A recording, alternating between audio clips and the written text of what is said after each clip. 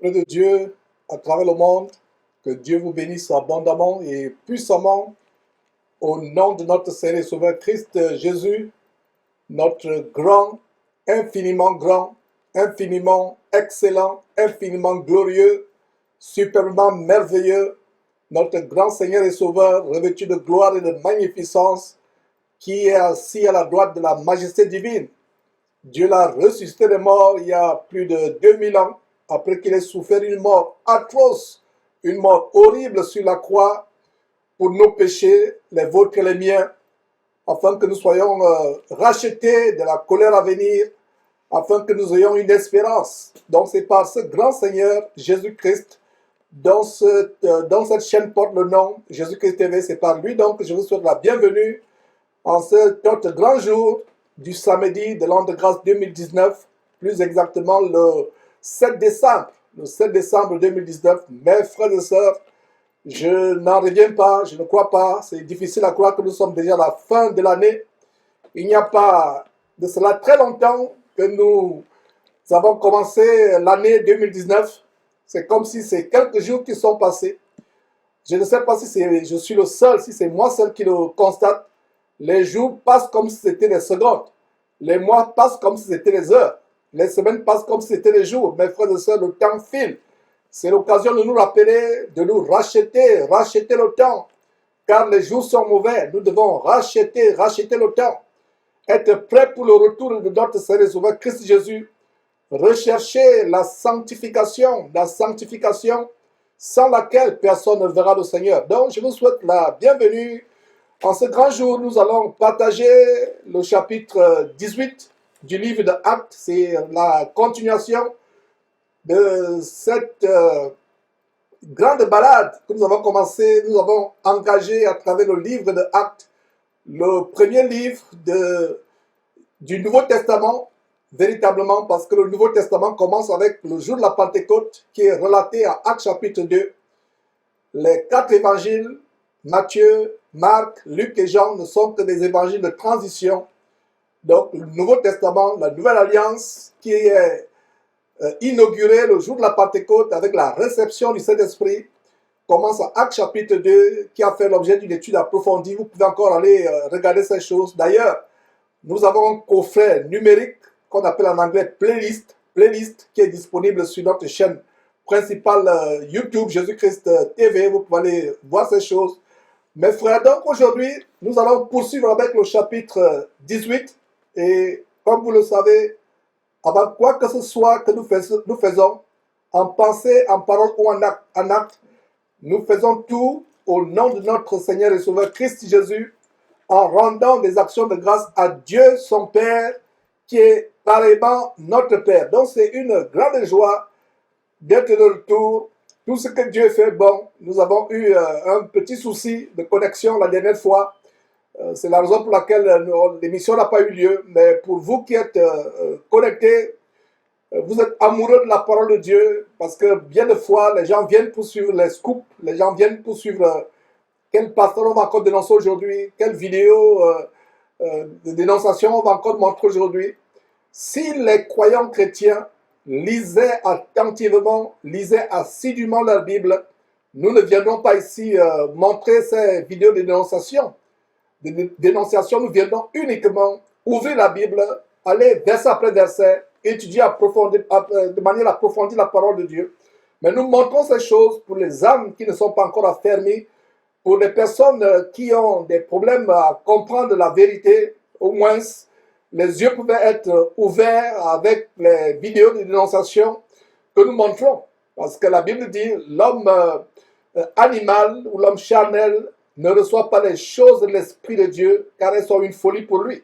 Alors pour la plupart des personnes là qui sont charnelles, des hommes animaux, nous leur montrons des choses que leurs intelligences peuvent comprendre. Alors, tout ce que nous faisons, nous rendons d'abord grâce à Dieu. Et mes frères, je vous prie de vous joindre à nous ici au studio pour rendre grâce à Dieu pour cette émission. Et pour les frères, je ne me fatiguerai jamais de vous rappeler qu'un homme qui prie Dieu, ayant quelque chose sur la tête, n'ayant pas la tête voilée, déshonore Dieu au final. Et vous pouvez lire cela en 1 Corinthiens, chapitre 11, verset 4, et de même sur la base du chapitre 11 toujours, 1 Corinthiens chapitre 11, mais maintenant le verset 5, de même, la femme qui prie Dieu, ne se couvrant pas la tête, n'ayant pas quelque chose sur la tête, déshonore Dieu au final. Elle doit avoir le signe sur la tête de l'obéissance dont elle dépend. Et je me rappelle, je me fais le devoir de vous rappeler ces choses afin que je n'ai le sang de personne sur mes mains. Parce que c'est une chose horrible pour une femme de prier sans se voiler, sans se couvrir la tête. De même, c'est une chose horrible pour un homme de prier Dieu ayant quelque chose sur la tête, une casquette, un béret, un chapeau, un képi, une chéchia, peu importe. Vous devez vous décoiffer en signe de respect à Dieu. Ce serait même mieux pour toi, femme, de ne pas prier, de te taire, de ne pas prier, que de prier Dieu en te rebellant, en ne te voilant par la tête. Et de même toi, homme, ce serait mieux pour toi de te taire, de fermer ta bouche, de ne pas prier, que de prier Dieu ayant quelque chose sur la tête. Donc, nous faisons notre devoir de rappeler ces choses pour votre édification, pour votre instruction, pour titiller en vous l'obéissance de Dieu, parce que Dieu prend plaisir à l'obéissance. La Bible dit que l'obéissance à la parole de Dieu vaut mieux que les sacrifices que vous pouvez faire. Alors, procédons-nous si vous, à votre niveau, si vous le pouvez, et nous allons rendre grâce à Dieu, lui remettre cette émission. Éternel Dieu, nous te rendons grâce pour toutes choses. Merci d'abord pour le souffle de vie que tu nous as conservé, ô grand Dieu. Merci pour la santé, ô grand Dieu, pour les frères et sœurs, tes enfants, qui sont affligés à travers le monde de quelque manière que ce soit. Je t'en supplie, Seigneur Dieu, opère tes miracles. Je te le prie particulièrement pour le frère Alexandre Kouama du côté du Burkina Faso, Seigneur Dieu. Aie pitié de cet homme. Je t'en supplie, nous t'en supplions. Ne permets pas à l'ennemi ou aux ennemis de se réjouir à son sujet. Ne leur permets pas de dire, ah, nous l'avons atteint, nous l'avons terrassé, ah, voilà ce que nous voulions, cela lui est arrivé. Seigneur, ne permets pas qu'il se réjouisse à notre sujet, au sujet de ce frère en Christ, Alexandre Kouama, Seigneur Dieu qui est malade. Et s'il a commis quelques fautes, quelques péchés, nous t'en supplions, Seigneur, pardonne-lui. Pardonne-lui dans ta grande miséricorde, comme tu nous pardonnes à chacun de nous. Nous ne sommes pas encore parfaits comme tu voudrais que nous soyons parfaits. Mais nous savons une chose, Seigneur Dieu, tu es patient, tu es miséricordieux, tu es compatissant, tu renouvelles tes compassions à notre égard, matin après matin. Je te rends grâce infiniment pour ce grand jour. Merci pour ce grand thème. Seigneur, donne l'amour pour ta parole dans nos cœurs, mais la passion pour ta parole dans nos cœurs. Donne-nous d'aimer ta parole plus que toute chose, de la placer au-dessus de toute chose, parce que toi-même, selon qu'il est révélé, toi-même tu as magnifié ta parole au-dessus de ta propre renommée, ô Dieu. Ta parole est la vérité, ta parole est la lumière, ta parole est vie, ta parole est la santé pour nos os, pour nos muscles, pour nos cellules. Nous te rendons grâce, ô grand Dieu, pour ce grand jour et pour cette émission. Rends les intelligences et les cœurs disponibles à recevoir, Seigneur Dieu, ce que tu as prévu pour nous aujourd'hui, à travers ma bouche, à travers ce chapitre. C'est au nom de notre Seigneur et Sauveur Christ Jésus, devant lequel tout genou fléchit, tant au ciel, sur la terre et plus bas que la terre, que nous t'avons prié, ô grand Dieu. Amen. Alors, mes frères, tournons nos Bibles en Actes chapitre 18, le chapitre du jour. Qu'est-ce que nous lisons au verset 1? Nous voyons, après cela, Paul partit d'Athènes et se rendit à Corinthe. Chaque fois que vous lisez votre Bible et vous voyez votre verset commencer par après cela, ou votre verset commencer par après ces choses, posez-vous la question, après quelle chose? Ici, il est dit après cela, posez-vous la question, après quoi? La réponse est simple. Allez en arrière, au chapitre précédent, le chapitre vous montre quelles sont ces choses? Après cela, après quoi? Allez au chapitre 17 pour avoir la réponse. Et pour ceux qui sont fidèles dans la lecture de leur Bible ou qui sont fidèles à ces émissions, nous avons étudié de manière approfondie, verset après verset, ce qui s'est passé à Athènes, l'aropage de l'Antiquité. Aujourd'hui, nous avons l'aropage des temps modernes qui est Internet et en l'occurrence Facebook, l'aropage des temps modernes où les gens passent le temps à longueur de journée, surtout les personnes oisives qui passent le temps à longueur de journée cherchant les blagues, cherchant les histoires agréables sur YouTube, sur Internet. D'ailleurs, la Bible a prophétisé, le Saint-Esprit, parlant par l'antémisme, l'apôtre Paul a prophétisé que dans les derniers temps, certaines personnes auront la démangeaison d'entendre les choses agréables. Donc, verset 1, après cela, nous nous posons la question, après quoi? Après ce qui s'est passé au chapitre 17, comment l'apôtre Paul a confronté les philosophes épicuriens, ces gens qui passaient le temps à longueur de journée dans l'Antiquité, à Athènes, en Grèce, à écouter à longueur de journée les bonnes nouvelles, à philosopher, à argumenter. Donc Paul les confronte et on voit comment Paul leur ferme la bouche. Mais quand Paul, parce qu'ils écoutaient attentivement, aucun ne parlait, aucun ne blanchait. Pourtant, c'était des gens habitués à argumenter, habitués à raisonner, les disciples d'Aristote, de Socrate, d'Épicure, de Platon et toutes sortes, et tous ces philosophes, c'était leurs disciples. Donc, ils écoutaient Paul et merveillaient par la sagesse qui sortait de la bouche de Paul. Allez suivre encore le chapitre 17. Mais quand Paul évoque la résurrection des morts, il se détourne de Paul de manière très gentille, de manière très respectueuse. Il dit à Paul, Paul, nous t'écouterons sur ce sujet de la résurrection une autre fois. En fait, c'était une manière très polie de se séparer de Paul. Et comme je le disais la dernière fois, le message qui fait trembler Satan, le message qui fait peur à Satan, c'est le message de la résurrection des morts. La résurrection. Le diable ne voulait pas entendre les chrétiens proclamer que Jésus-Christ est ressuscité. Parce que la résurrection des morts de Jésus-Christ proclame la victoire sur Satan. Parce que Satan, en faisant tuer le Seigneur Jésus sur la croix par les Romains, pensait qu'il devait mourir éternellement, il devait être retenu à jamais dans le tombeau, dans le sépulcre. Mais la main puissante de Dieu, l'a relevé du sépulcre, l'a délivré. Et nous devons proclamer que Jésus-Christ est ressuscité. D'ailleurs, nous avons une des conditions pour être sauvés, telle qu'énumérée, révélée en Romains, chapitre 10, verset 9. Si tu confesses de ta bouche le Seigneur Jésus et si tu crois dans ton cœur que Dieu l'a ressuscité des morts, tu seras comment? Tu seras sauvé.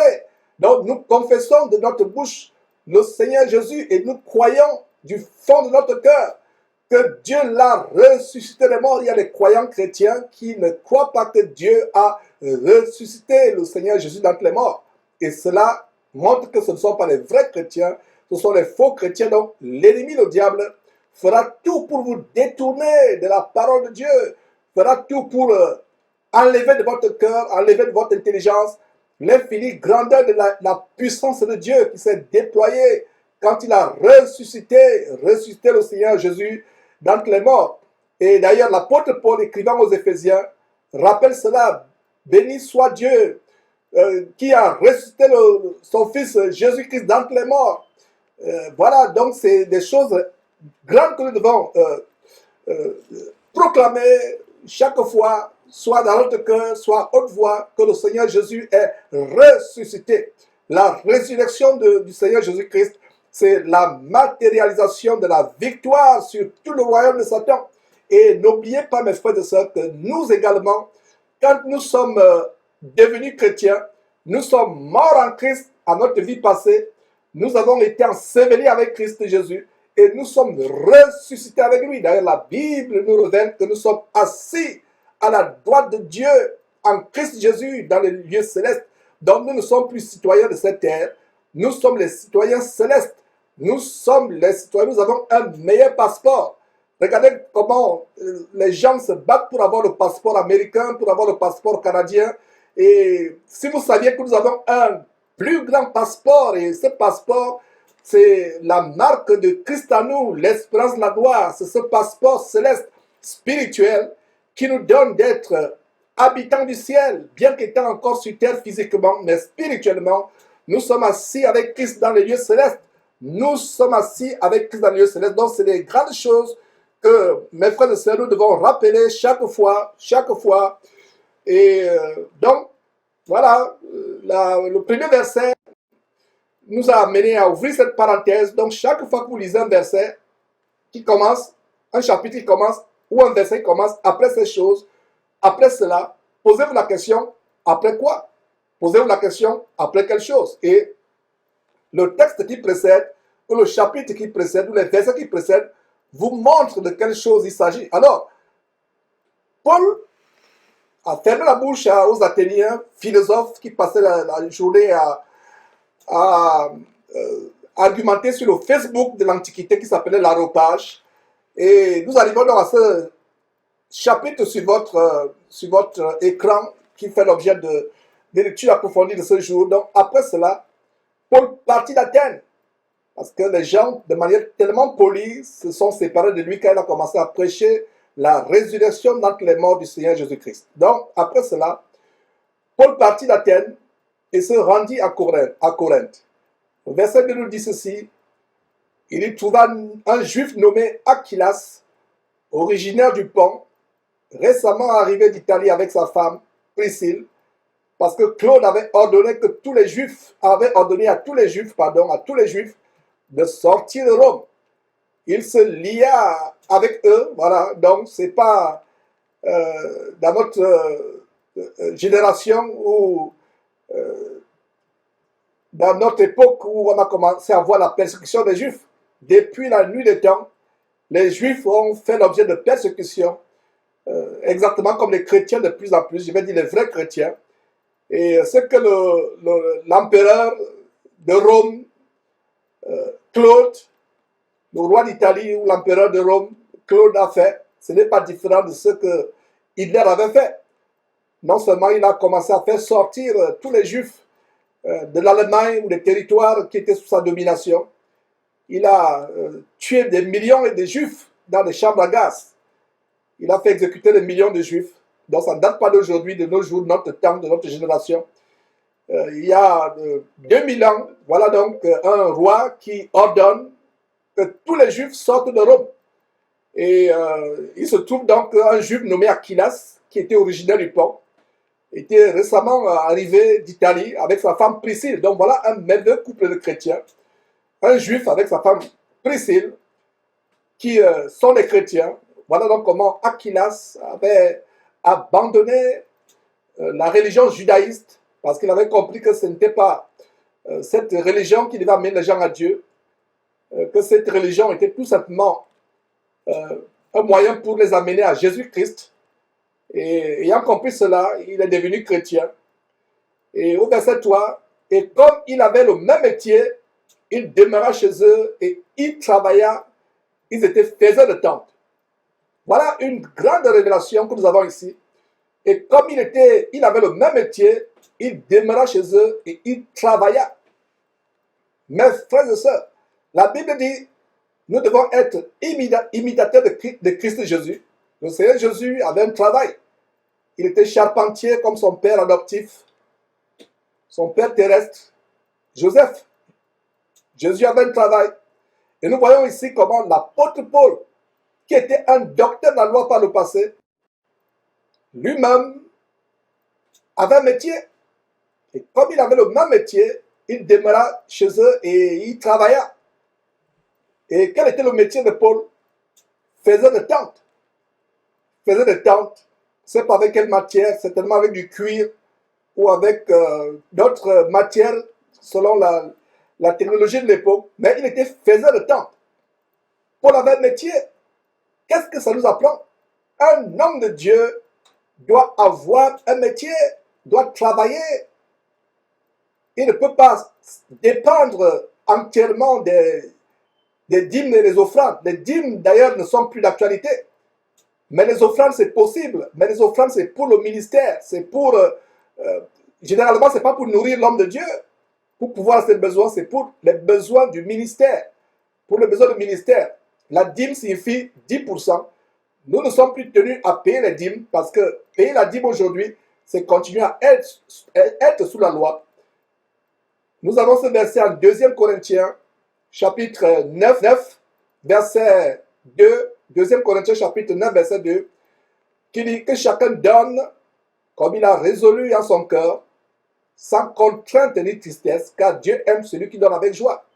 Je reprends ce verset que vous devez mémoriser, que chacun donne comme il a résolu en son cœur, sans contrainte ni tristesse, car Dieu aime celui qui donne avec joie. Encore, 2 Corinthiens chapitre 9, verset 7. Voilà le fondement biblique de comment nous donnons. Nous ne sommes pas limités à 1%, 2%, 3%, 4%, 5%, 10%. Nous donnons ce que nous voulons. Nous ne voulons pas donner. Nous n'allons pas perdre nos salut parce qu'on a refusé de donner. Nous n'irons pas en enfer parce qu'on a refusé de donner à un pasteur ou à qui que ce soit. Nous ne serons pas maudits si on a refusé de donner. Vous voulez donner, vous donnez. Vous ne voulez pas, vous ne donnez pas. Vous n'irez pas en enfer parce que vous avez refusé de donner. Mais vous pourrez aller en enfer si vous avez été forcé à donner. Si vous avez donné en grinçant les dents après, si vous avez donné en étant contrôlé mentalement, en étant escroqué, en étant intimidé, en étant menacé de mort ou de maladie ou de malédiction, voilà comment vous pourrez vous retrouver en enfer. Parce que la Bible dit que chacun donne comme il a résolu en son cœur, car Dieu aime celui qui donne avec joie. Si Dieu aime celui qui donne avec joie, le contraire c'est quoi? Dieu hait celui qui donne en grinçant les dents. Dieu hait celui qui donne en se lamentant, en se plaignant, qui donne contre son gré, contre la volonté de son cœur. Dieu aime les donneurs volontaires. Dieu aime ceux qui donnent avec joie, sans que personne ne vous force. Or, la dîme, 10%, c'est une contrainte, c'est une imposition. C'est comme si c'était une fiscalité évangélique qui n'a plus lieu d'être. Au temps de la loi, c'était une loi qui avait été instituée par Dieu au temps de Moïse pour la subsistance d'une des tribus, des 12 tribus, la tribu de Lévi. Dieu avait mis à part la tribu de Lévi quand ils sont sortis de l'Égypte. D'ailleurs, on pourra plaire à Dieu après cette étude de Actes, on pourra engager l'étude approfondie du livre d'Exode, la sortie de l'Égypte et arriver à la terre promise toutes les 12 tribus. Il y a une tribu qui n'avait reçu ni héritage ni possession. La tribu de Lévi était consacrée au sacerdoce, c'est-à-dire au service de Dieu. Et par conséquent, Dieu avait dit que les autres tribus devaient mettre 10% au service des Lévites qui devaient d'ailleurs servir au temple. Et ce sont les Lévites qui devaient pourvoir aux principaux sacrificateurs, aux sacrificateurs. Donc les sacrificateurs devaient uniquement venir de la lignée des Lévites, y compris les chantres à l'époque. Et en passant, si vous voulez être chantre aujourd'hui, des choses qui n'existent pas, des aberrations telles que chantre, spécialiste de chant, spécialiste de chorale, c'est des aberrations, des déviations anti-bibliques, anti-scripturaires, qui n'ont pas de place dans le corps de Christ, parce que dans le corps de Christ, il n'y a plus de principal sacrificateur, il n'y a plus de chantres spécialisés. Nous tous, nous sommes des sacrificateurs devant le Seigneur Jésus-Christ. Nous tous, nous sommes des chantres. Personne n'a un ministère de chantre ou de principaux sacrificateurs. Donc, voilà en détail comment Paul travaillait. Donc, ces pasteurs, et d'ailleurs, dans le livre d'épître de Tite, il est mentionné il y a une mention de ces gens qui ont des ventres paresseux. D'ailleurs, ce sont les propres faux prophètes comme eux qui exposaient les crétois, autres faux prophètes, disant crétois toujours menteur, prophète menteur, ventre paresseux. C'est le cas aujourd'hui. Ces pasteurs que nous dénonçons, Masolo Tunasi, Ivan Kastanou, Mamadou Karambiri, Ralou Wafo, Sanogo, ils n'ont pas de travail. C'est d'eux dont la Bible parle dans Tite chapitre 1, ventre paresseux, n'ayant pas de travail, des parasites de luxe, ayant des rêves de grandeur, ayant des ambitions démesurées, vivant aux dépens de leurs ouailles comme des parasites. Un véritable serviteur de Dieu doit avoir un métier. Et voilà, mes frères et sœurs, le fondement biblique. L'apôtre Paul lui-même avait un travail. Voyez le verset 3 à nouveau. Et comme l'apôtre Paul avait le même métier que qui? Qu'Aquilas, il demeura chez eux. Aquilas et Priscille faisaient les tentes. Donc Paul aussi, faisait le temple, demeura chez eux. Donc ces pasteurs qui passent le temps à vous ruiner, à vous escroquer, à vous tendre, ne sont pas de Dieu. Un homme de Dieu doit travailler de ses propres mains, doit travailler, donner un exemple. N'oubliez pas Éphésiens chapitre 2, verset 20 qui dit que nous bâtissons sur le fondement des apôtres et des prophètes, Jésus-Christ lui-même étant la pierre angulaire. Donc voilà le fondement sur lequel nous bâtissons, nous n'inventons rien, nous suivons le modèle qui a été établi dans le Nouveau Testament, dans les Épîtres, dans le livre de Actes. D'ailleurs, c'est la raison pour laquelle nous étudions mot par mot, verset après verset, ces révélations, ces merveilleuses choses dans le livre de Actes pour établir la fondation sur laquelle nous bâtissons.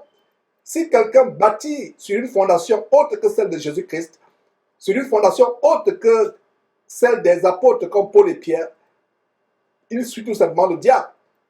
Alors donc, verset 3, mes frères, c'est important de mettre l'accent sur le fait qu'un homme de Dieu doit travailler de ses propres mains, afin de ne pas être en charge à qui que ce soit. Si vous voulez soutenir un ministère, soutenez le ministère d'évangélisation, mais ne soutenez pas le ventre paresseux d'un faux pasteur. Verset 3. Et comme il avait le même métier, Paul demeura chez eux et il travailla. Ils étaient faiseurs de tentes. Et non seulement Paul travaillait de ses propres mains, Paul avait le temps encore de prêcher la parole de Dieu. Verset 4. Paul discourait dans la synagogue chaque sabbat. C'était devenu une coutume de Paul. Et comme je l'ai dit, je ne me fatiguerai jamais de le redire que l'apôtre Paul n'entrait pas dans les synagogues ou dans le temple pour en devenir membre ou pour s'associer au chef de ces synagogues. D'ailleurs, qu'il les mettait en prison, qu'il les battait, qu'il les flagellait. L'apôtre Paul n'entrait pas dans ces synagogues ou dans ce temple pour devenir membre avec une carte de membre. Non, non, non, non, non, mes frères et sœurs. L'apôtre Paul y entrait pour prêcher la parole de Dieu aux Juifs pieux. Parce que ceux qui étaient assidus au temple, aux synagogues, c'était encore des Juifs pieux, mais qui étaient dans l'erreur, qui ne connaissaient pas la vraie doctrine que le Seigneur Jésus nous a apportée, à savoir le salut par la mort et la résurrection du Seigneur Jésus-Christ. Donc, Paul devait entrer dans la synagogue, non pas pour devenir membre de la synagogue. Aucun apôtre de Jésus-Christ, même Judas qui a trahi Jésus-Christ, qui l'a vendu avec 30 pièces pour 30 pièces de sous, n'a pas construit un temple, n'a pas construit une synagogue. Je ne me fatiguerai jamais de vous rappeler ces choses. D'ailleurs, même l'apôtre Paul disait, je ne me fatigue pas, je ne me lasse point, je ne me fatigue pas de vous redire les mêmes choses, car pour vous est salutaire. Aucun apôtre de Jésus-Christ, aucun disciple n'a construit un temple, parce qu'il comprenait que nous sommes le temple de Dieu, sur la base de 1 Corinthiens chapitre 3, verset 16. Ne savez-vous pas que vous êtes le temple de Dieu? Nous sommes le temple de Dieu. Nous ne construisons pas des temples faits de pierres mortes, des temples faits de ciment, de gravier, de briques, de boue, peu importe, de ferraille, de vitres ou de bois. Ce n'est pas les temples que nous construisons. Le temple que nous bâtissons, c'est le véritable temple de Dieu qui est notre corps, qui est l'habitation du Saint-Esprit. Donc si un pasteur construit un temple, construit une synagogue, ce n'est qu'une habitation de démons. D'ailleurs, l'apôtre Jean a reçu cette révélation de la part du Seigneur Jésus-Christ lui-même. Le Seigneur Jésus-Christ lui-même, à l'Apocalypse, au début du livre d'Apocalypse, qui pourra aussi plaire à Dieu plus tard, si je suis toujours en vie ou si le Seigneur Jésus ne vient pas que tant. Le livre d'Apocalypse pourra faire aussi l'objet d'une étude approfondie, verset après verset. Donc, le Seigneur Jésus parle de ces synagogues comme étant les synagogues de Satan. Dieu n'habite pas dans les bâtiments faits de main d'homme.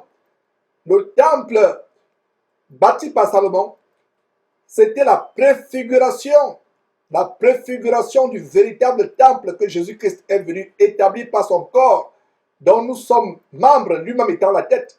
Le tabernacle au temps de Moïse n'était qu'une figure anticipative, c'était qu'une l'ombre du véritable temple qui ne devait plus être physique, matériel, mais qui devait être spirituel, constitué par le corps de notre Seigneur Jésus-Christ, et dont nous sommes des ramifications, chacun de nous étant un temple, et nous tous étant associés à ce temple qu'est le corps de Jésus-Christ, dont lui-même est la tête.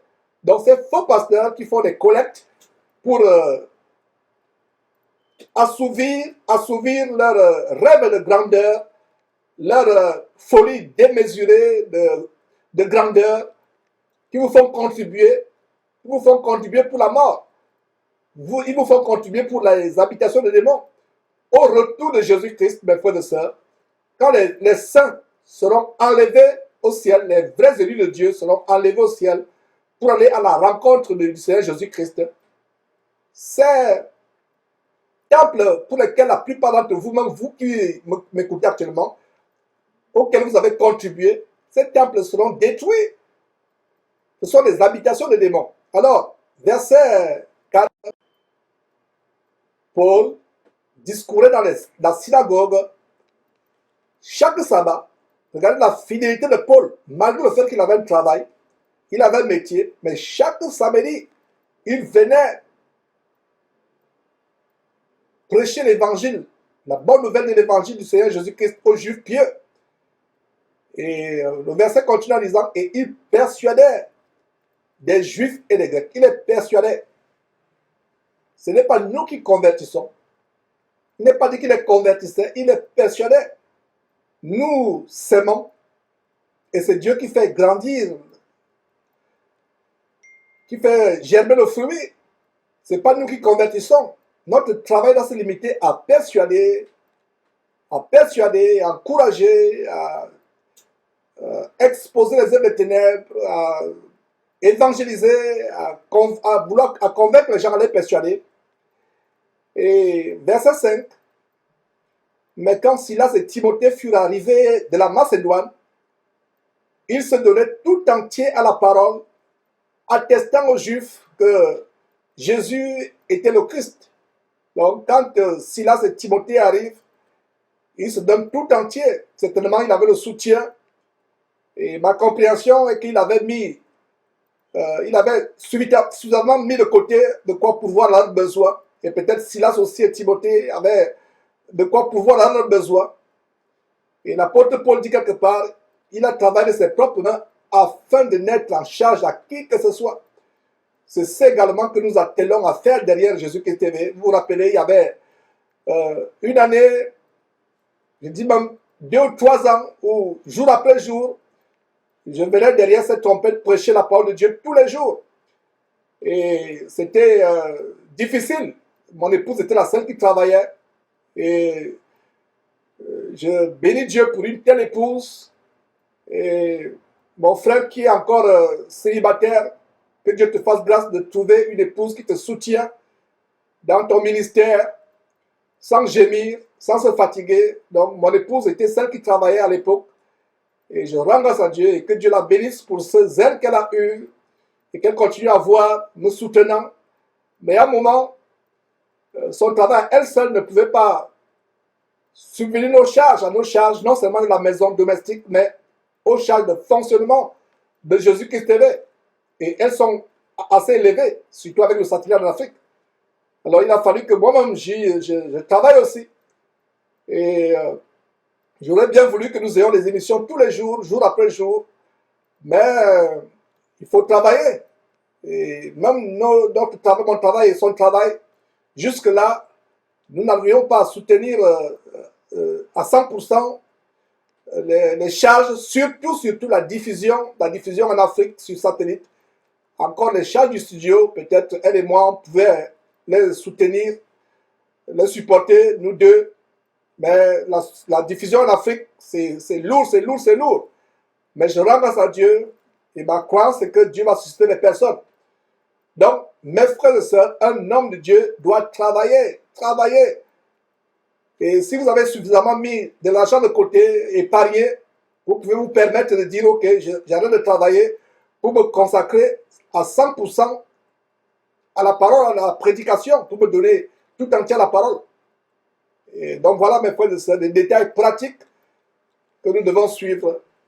Et comme on a vu dans les chapitres précédents, le zèle diabolique, le zèle débordant des Juifs qui s'opposaient à l'apôtre Paul et aux autres disciples de Jésus-Christ, qui s'opposaient farouchement, c'est la même opposition que nous voyons au verset 6. Verset 6. Les Juifs faisaient alors de l'opposition et se livrant à des injures. Des injures. Paul secoua ses vêtements et leur dit que votre sang retombe sur votre tête. J'en suis pur. Dès maintenant, j'irai vers les païens. Voilà.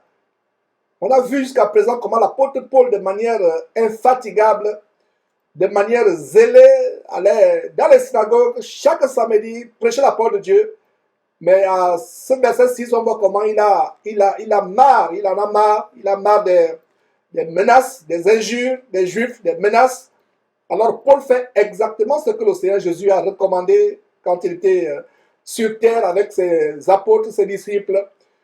Dans quelques villes que vous entrerez, ou dans quelques maisons, prêchez la paix, prêchez la bonne nouvelle.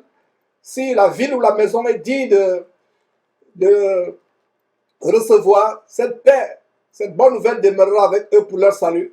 Mais si la maison ou la ville ne sont pas dignes, ne veulent pas vous recevoir, secouez la poussière de vos pieds ou de vos vêtements, partez de là, et c'est ce que l'apôtre Paul fait. Donc, l'apôtre Paul est confronté aux injures. Et d'ailleurs, le Seigneur Jésus-Christ nous donne une très grande consolation en Matthieu chapitre 5. Et en passant, je vous ai toujours dit, si vous voulez avoir le condensé de toute la doctrine du Seigneur Jésus-Christ, il y a 3 chapitres qui résument, qui sont le ramassis, le condensé de tout ce que le Seigneur Jésus-Christ a enseigné. Vous devez lire ces chapitres au moins une fois par mois. Matthieu chapitre 5, Matthieu chapitre 6, Matthieu chapitre 7. Et au chapitre 5 de Matthieu, le Seigneur Jésus dit, heureux quand on vous outragera, outragé ou insulté, quand on vous accusera, quand on vous persécutera pour mon nom, heureux, heureux, parce que votre récompense sera grande dans le royaume de Dieu.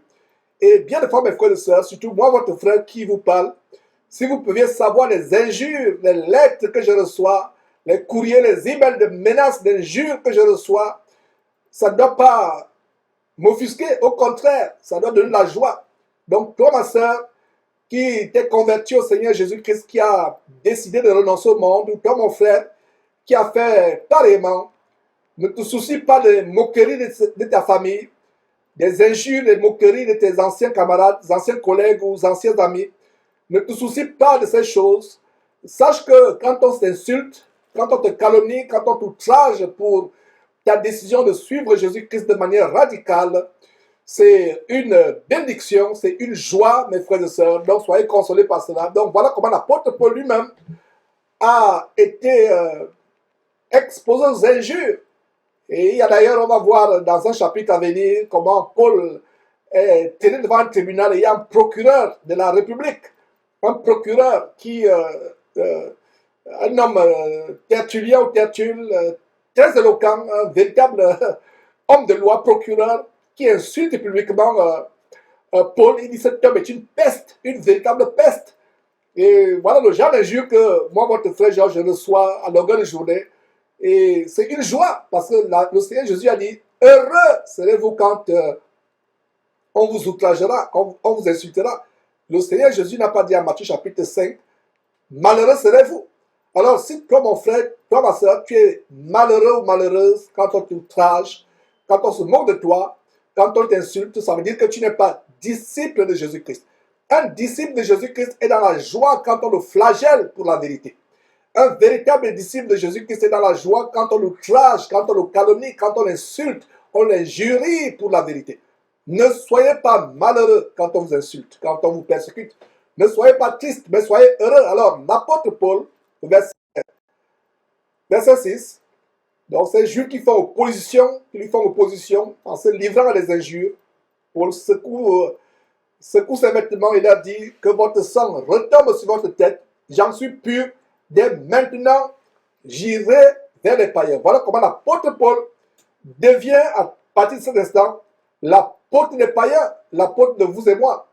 Verset 7. Et sortant de là, il entra chez un homme, Justus, homme craignant Dieu, et dont la maison était contiguë à la synagogue. Mes frères et sœurs, ce n'est pas par hasard que la Bible, le Saint-Esprit mentionne de le nommer Justice. Quelle est la description de Justus? 3 mots, homme craignant Dieu. La crainte de Dieu, c'est le plus grand trésor sur terre.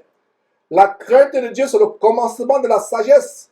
La crainte de Dieu a disparu de notre génération. Beaucoup de personnes n'ont pas la crainte de Dieu. C'est pour ça que vous voyez, ils peuvent se permettre de faire n'importe quoi. Ils peuvent se permettre de pécher, de faire des abominations. L'homme va avec un homme, sexuellement parlant. Une femme va avec une femme. Les hommes vont avec les enfants. Les hommes vont avec les animaux. Le mensonge, le vol, toutes sortes de calomnies, les avortements, la magie. Les gens qui ne sont plus, qui n'ont plus peur de vendre leur âme à Satan pour la gloriole, la vaine gloire, la gloire passagère de ce monde, ou les biens passagers de ce monde. Donc, la crainte de Dieu, ma prière, c'est que la crainte de Dieu soit restaurée dans cette génération. La crainte de Dieu, c'est le plus grand trésor sur toute la terre.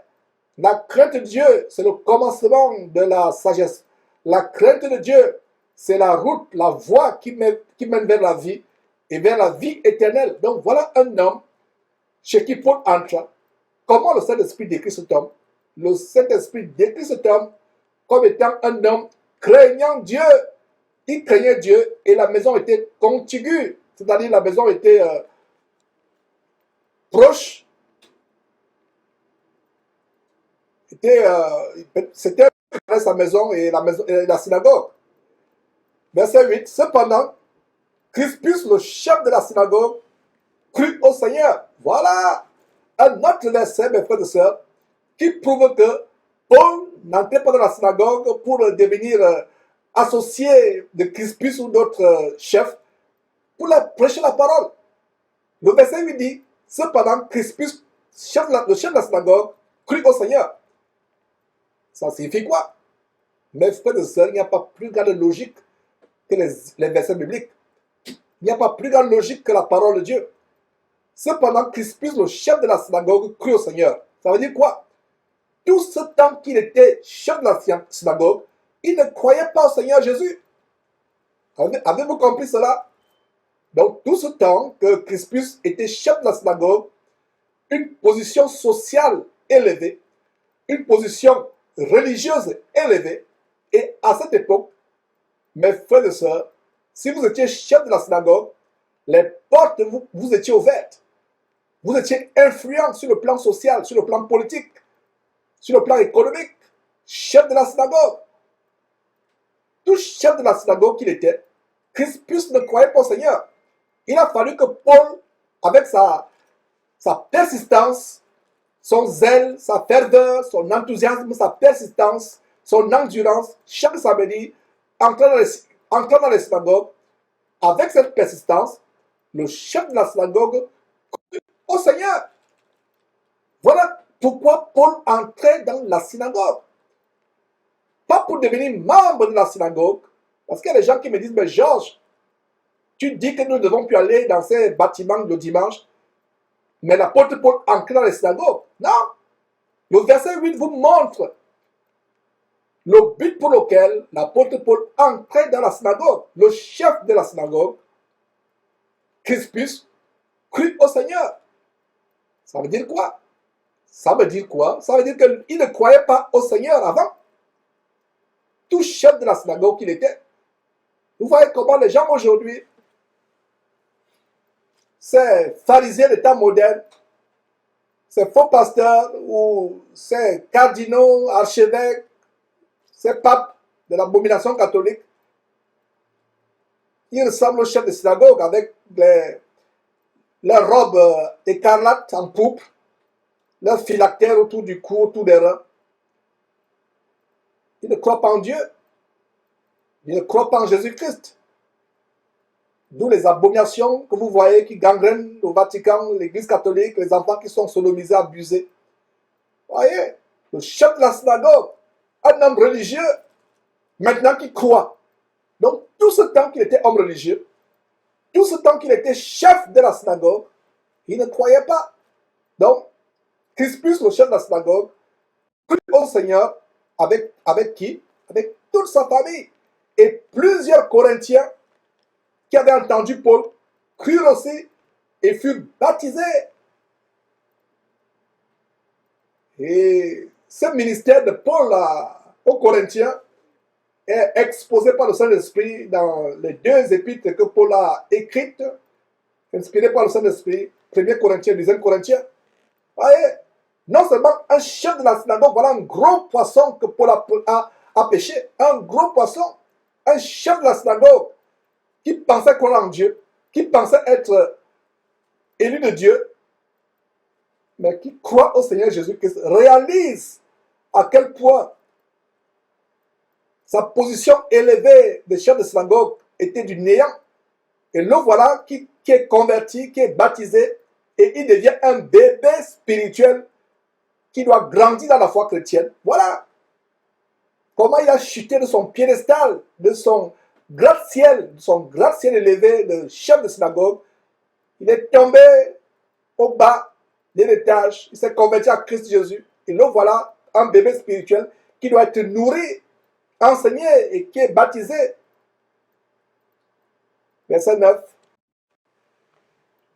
Le Seigneur dit à Paul en vision pendant la nuit, ne crains point, mais parle et ne te tais point, car je suis avec toi et personne ne mettra la main sur toi pour te faire du mal. Parle, car j'ai un peuple nombreux dans cette ville. Quelle merveilleuse assurance que le Seigneur Jésus lui-même vous dit, ne crains point. Il n'a pas dit ne crains pas. Ne crains point. Ne permets pas, même à une once de peur d'envahir ton cœur. Ne crains point, mais parle et ne te tais point. Ne te tais point. Et voilà un véritable encouragement pour vous et pour moi qui vous parle, pour nous les Jésus-Christ TV. Ne pensez pas comment se taire. Même si Georges n'est plus là, je crois Dieu qu'il y aura quelqu'un un jour, même s'il ne suis plus sur cette terre, selon la volonté de Dieu, je crois que Dieu suscitera un remplaçant ou des remplaçants derrière cette trompette, ou d'autres trompettes. Ne crains point, mais parle de tes points. Nous ne devons pas avoir peur de dénoncer les abominations. Voilà un bon verset. Il y a des gens qui me disent, Georges, comment tu fais? On a peur pour toi. Vraiment, on a peur pour toi. On a peur pour ta famille. Avec ces gens qui te menacent de mort, avec toutes ces personnes qui font des prières psychiques, diaboliques, des incantations psychiques, diaboliques, qui envoient des paroles psychiques magiques. Comment tu fais? Voilà la réponse, mon frère, ma soeur, toi qui poses cette question. Voilà ma réponse. Le Seigneur dit à Paul en vision, pendant la nuit, ne crains point. Et ce qui est adressé à Paul est adressé à tout disciple serviteur de Jésus-Christ. Ne crains point. Ne crains point. Ne crains pas. Ma soeur, ne crains pas. Il y a des gens qui viennent me dire vraiment, voilà des preuves accablantes contre tel pasteur, mais je n'aimerais pas exposer un visage découvert. Je n'aimerais même pas exposer. Ne prenez même pas mon nom, exposez seulement. Voyez, si vous venez derrière Jésus-Christ avec des informations, soyez prêts à exposer. N'ayez pas peur. Vous avez peur d'un faux pasteur, d'un véritable parasite, d'un minable faux pasteur, spirituellement parlant. Vous avez peur de lui. N'ayez pas peur. N'aie pas peur, mon frère. N'aie pas peur, ma soeur. Si Dieu est avec toi, personne ne peut être contre toi. N'aie pas peur. Pourquoi as-tu peur des sorciers? Pourquoi as-tu peur des ténèbres dans la nuit quand tu vas dormir? Pourquoi as-tu peur de tes ennemis? Pourquoi as-tu peur? N'aie pas peur. Ne crains pas. Dieu est avec toi. Ne crains pas. Ne crains pas d'exposer l'abomination. Ne crains point d'exposer les choses négatives. La Bible dit que nous exposons les œuvres des ténèbres. Nous ne prenons pas part aux œuvres infructueuses des ténèbres, mais nous les condamnons. Vous pouvez lire cela, Éphésiens chapitre 5. Ne crains point, mon frère, ma soeur. Mon frère, toi qui es véritable serviteur de Jésus-Christ, ne crains point, mais parle, ne te tais point. Dénonce le mal. Dénonce le mal. Ne te tais point. Prêche la parole de Dieu, même si tu es dans un pays musulman. Prêche la parole de Dieu, ne te tais point. Ne te tais point. Ne crains point. Verset 10. Car je suis avec toi. Mes frères et sœurs, quelle assurance. Le Seigneur Jésus dit, je suis avec toi. D'ailleurs, qu'est-ce qu'il a dit à Matthieu chapitre 28, vers la fin du chapitre? Je serai avec vous tous les jours, jusqu'à la fin du monde. Donc, quand tu prêches la parole de Dieu, tu vas sur le terrain évangéliser. Quand tu dénonces les œuvres des ténèbres, le Seigneur est avec toi. Voilà la preuve, verset 10, car je suis avec toi. Et personne, absolument personne, ne mettra la main sur toi, que ce soit mystiquement ou physiquement, que ce soit de manière visible ou invisible. Je suis avec toi et personne, absolument personne, ne mettra la main sur toi pour te faire du mal. Parle, parle, parle, car j'ai un peuple nombreux dans cette ville. Mais frère de sœurs, quelle belle assurance le Seigneur Jésus donne à Paul. Parle, parle, parle, ne te tais point, n'aie pas peur, personne ne te fera de mal, soit physiquement, soit mystiquement, spirituellement, soit de manière visible ou invisible, personne ne te fera du mal. Alors, verset 11, Paul étant boosté par cette assurance, par cette vision, par le Seigneur qui lui apparaît la nuit dans une vision, verset 11, il y demeura un an et 6 mois, voilà, 1 an et 6 mois, enseignant parmi les Corinthiens la parole de Dieu. Voilà, il enseignait. Et verset 12, du temps que Galion était proconsul de l'Achaïe, donc voilà, un ambassadeur nommé par l'empereur de Rome dans l'Achaïe. Donc du temps que Galion était proconsul de l'Achaïe, les Juifs se soulevaient unanimement contre Paul et le menèrent devant le tribunal. Le menèrent devant le tribunal. Ouais. Il le met devant le tribunal et c'est comme cela que ça va se passer de plus en plus. Le Seigneur Jésus a dit, ils vous traîneront devant les tribunaux, ils vous feront battre de verge, ils vous outrageront, mais soyez heureux, ne soyez pas malheureux, ne soyez pas tristes. Et si vous traînent devant le tribunal, devant les tribunaux, ne vous souciez pas de ce que vous direz, car ce que vous direz vous sera donné à l'instant même par le Saint-Esprit qui mettra les paroles dans votre bouche.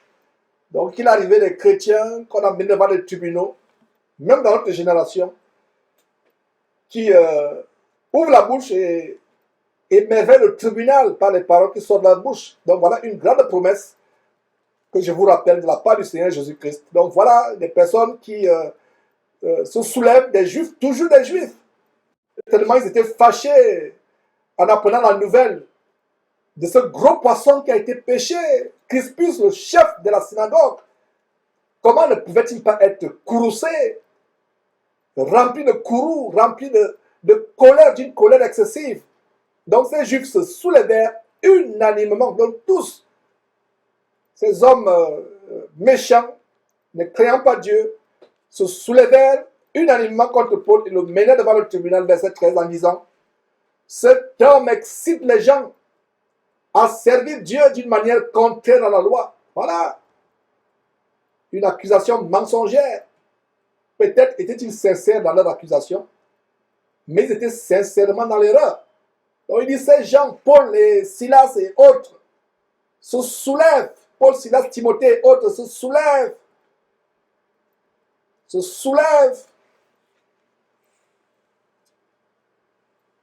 Ils excitent les gens à servir Dieu d'une manière contraire à la loi. Ils égarent les gens. C'est la même chose aujourd'hui. Tu enseignes des choses bizarres. Quand on vous dit qu'une femme ne doit pas enseigner, une femme ne doit pas prier sans se voir la tête, une femme ne doit pas prendre l'autorité sur l'homme, ne doit pas devenir pasteur. Ces chaînes de position spirituelle qui sont là sur Internet prennent au secours les faux pasteurs comme Marcelo Chinassé et autres venir faire des vidéos pour dire le contraire de ce que Paul a dit. Et vous pouvez comprendre comment ces faux pasteurs haïssent, détestent l'apôtre Paul. Ils vous disent que ce n'est que l'apôtre Paul, ce n'est pas l'apôtre Paul. Vous qui pensez que ce sont les paroles de l'apôtre Paul, alors je vous conseille de faire une chose. Je vous l'ai déjà conseillé, mais je ne me fatigue pas de vous conseiller encore cela. Vous qui détestez l'apôtre Paul, faites une chose. Si vous suivez cette vidéo par hasard, voilà votre Bible, prenez-la. Prenez le ciseau, ouvrez votre Bible, fuyez le livre de Actes. Toutes les fois où il est mentionné Paul, coupez. Là où Paul est mentionné, ce qu'il a fait couper, tout au long de Actes, allez à 1 Corinthiens, prenez tout le chapitre entier, coupez, mettez à la poubelle. 2 Corinthiens, coupez, mettez à la poubelle. Romains, coupez, mettez à la poubelle. Galates, coupez en entier, mettez à la poubelle. Philippiens, coupez, mettez à la poubelle. 1 Thessaloniciens, 2 Thessaloniciens, Éphésiens, Colossiens, j'ai déjà cité Galates, mettez à la poubelle. Tite, coupez, mettez à la poubelle. Mettez à la poubelle tout ce que Paul a écrit, Philemon, coupez, mettez à la poubelle. Tite, coupez, mettez à la poubelle. Et vous allez vous contenter de Matthieu, Marc, Luc et Jean. Et vous allez vous contenter de Pierre. D'ailleurs, Pierre aussi, en 2 Pierre, chapitre 3, confirme ce que Paul enseigne. Donc vous devez aussi couper le livre, l'épître de Pierre l'entier. Parce que Pierre dit que Paul enseigne des choses compliquées dont les personnes ignorantes, comme les tunassiers et autres, et mal affermis, perdent le sens des Écritures pour leur propre ruine. Ça m'afflige quand on voit une vidéo comment un faux pasteur illuminati, kabbaliste comme Marcelo Tunassi, ouvre sa bouche pour dire que c'est la doctrine de Paul. Que les femmes peuvent se maquiller, les femmes peuvent s'habiller de manière sexy, porter les pantalons, la femme peut enseigner. Et voilà comment ces chaînes de position spirituelle qui pullulent sur Internet volent au secours, disons, je vais dire que demandent le secours, ces faux pasteurs volent au secours de ces chaînes abominables pour enseigner n'importe quoi. Mais nous n'allons pas nous fatiguer. Ceux qui aiment le monde vont suivre ces faux pasteurs, les pasteurs bonbons, les pasteurs qui vous disent ce qui plaise à vos oreilles. Il y a une femme qui commente au bas, qui dit, ah oui, c'est vrai, comment on va faire quand il fait froid? Vous qui dites qu'on ne doit pas porter le pantalon, comment on va faire? Ah bon? Le pantalon a été inventé comme? Au 19e siècle, vers 1850, avec le phénomène de la révolution industrielle, et avec aussi le phénomène des suffragettes.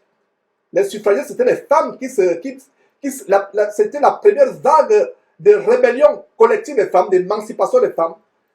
Les suffragettes qui réclamaient le droit de vote aux États-Unis. D'ailleurs, c'est à cette époque-là qu'en 1853, que la première femme, Antonietta Brown, est devenue la première femme à enseigner la Bible, à être pasteur. En 1853, près de 1800 ans après la montée de Jésus-Christ au ciel. Et la première femme à devenir pasteuresse ou pastrice, vous voyez, j'ai même du mal à associer pasteur et femme, c'était une Kenyane, la première femme africaine, certainement en 1983 récemment. Et le pantalon est récent. Alors, ces femmes, depuis l'Antiquité, qui vivaient des hivers plus rudes. D'ailleurs, aujourd'hui, il y a le chauffage avec le courant électrique. Le courant électrique, c'est que récemment, il y a quelques siècles, 2 siècles, qu'on a commencé à avoir le courant électrique. Donc, ces femmes qui vivaient avant faisaient comment? Donc, aujourd'hui, ces femmes insensées justifient le fait qu'il fait froid. On va faire comment? Et maintenant, quand il ne fait pas froid en hiver, Tu fais comment? Tu continues à porter ton pantalon, n'est-ce pas? Voilà comment les gens raisonnent avec la parole de Dieu. J'ouvre cette parenthèse parce que ça m'afflige de voir comment on vous détourne la parole de Dieu. Voilà comment on tête Paul, on l'accuse, on se soulève contre lui. On dit cet homme a servi de Dieu d'une manière contraire, d'une manière bizarre. Et c'est la même chose contre nous, contre Jésus-Christ et contre moi, contre frère Georges. Georges enseigne des choses bizarres. Il amène les gens à servir Dieu, à croire Dieu d'une manière bizarre. On n'a jamais vu ça, on n'a jamais entendu d'où viennent ces choses. Tout simplement parce qu'ils n'ont jamais lu leur Bible. Ils pensent que j'enseigne des choses bizarres parce qu'ils ne savent pas que ce que j'enseigne, c'est chapitre et verset. C'est pour ça que chaque fois que j'ouvre la bouche pour prêcher la parole de Dieu, j'ai ma Bible ouverte. Vous m'êtes témoin. Vous m'êtes témoin. Donc la haine que les gens ont contre l'apôtre Paul aujourd'hui ne commence pas, ne date pas d'aujourd'hui. Au temps de Paul, on le détestait. Il y a des gens qui sont promis, ils ont gêné, ils ont dit vraiment, tant que Paul ne meurt, on ne mangera pas. Et comme ils ne l'ont pas tué, j'espère qu'ils sont morts de jeûne prolongé. Ils sont promis. Ils ont dit, tant que Paul, nous ne tuons pas Paul, nous ne mangerons pas. Aucune nourriture ne touchera plus notre langue. Aucune boisson ne touchera plus notre langue. Même une goutte d'eau. Tant que Paul ne meurt pas. Et Paul n'est pas mort. J'espère que c'est eux qui sont morts avec ces jeunes qui sont imposés. Donc, mes frères, comprenez une chose. Si vous n'aimez pas la parole de Dieu, vous ne pouvez pas aimer les gens comme l'apôtre Paul. Voyez comment le Seigneur Jésus, et regarde le verset, alors au verset 9 et 10. Le Seigneur Jésus qui apparaît en vision, il dit, ne crains point, mais parle et ne t'aime point, car je suis avec toi. Donc, toi qui dis que moi je crois en Jésus, et je ne crois pas en Paul, oh, chère sœur, entre guillemets, oh, cher frère, entre guillemets, pseudo frère, pseudo sœur. Voilà le verset 10 qui dit que Jésus, Christ lui-même, il dit, je suis avec toi, Paul. Donc, toi qui dis que toi tu crois en Jésus, tu ne crois pas à Paul. Jésus dit qu'il est avec Paul. Toi, tu dis que tu ne crois pas à Paul. Conclusion, tu ne crois ni en Paul ni en Jésus. Tu ne connais pas Jésus. Voilà. On dit non, ça c'était les choses de Paul. C'était la doctrine de Paul. Voilà Jésus qui apparaît. Voilà les faux Jésus diaboliques qui apparaissent au chevet de votre lit. Vos petits copains démoniaques avec qui vous avez cité les pactes. Vos copains spirituels avec qui vous avez cité les pactes. C'est eux qui vous apparaissent la nuit. Ce n'est pas le vrai Jésus. Moi, le vrai Jésus qui dit, je suis avec toi. Personne ne mettra la main sur toi pour te faire du mal. Ils ont beau gêner, ils ont beau se promettre que tant que tu ne meurs pas, ils ne vont plus manger ni boire, mais ils ne te feront pas de mal. Regardez ce qui se passe aujourd'hui. Les gens détestent l'apôtre Paul. Les gens n'aiment pas l'apôtre Paul. Ils n'aiment pas l'apôtre Paul. Les gens ont la démangeaison d'entendre des choses agréables. Comment les Tchinassiens autres, les Karambiri, les Ivan Kassonou vont remplir le temple? Il faut bien les femmes qui s'habillent comme des prostituées pour attirer des hommes charnels. Une sœur qui me dit, frère Georges, ce pasteur, quand j'ai commencé à vivre dans la sanctification, il s'est approché, sa femme et moi, ils m'ont appelé, ils sont approchés de moi, ils me disent, mais tu t'habilles comme une vieille femme. Il faut continuer à t'habiller, continuer à mettre ton rouge à lèvres, continuer à t'habiller de manière sexy. Comment tu vas trouver un mari? Comment tu vas trouver un mari avec ta manière de t'habiller?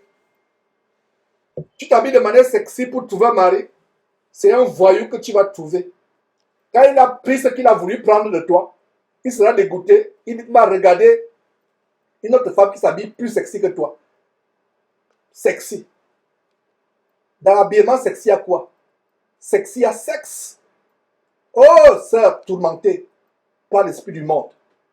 Tu veux limiter ta personnalité à un objet de sexe? Regardez sur Facebook. Vous qui mettez vos profils avec des photos, avec des mises de prostituées, maquillées comme des démons qui sont sortis des lacs ou des fleuves. Des robes qui vous moulent, les reins comme des prostituées. Et quand les gens font des commentaires, oh, ma soeur, j'aime tes courbes, toi aussi tu dis Amen.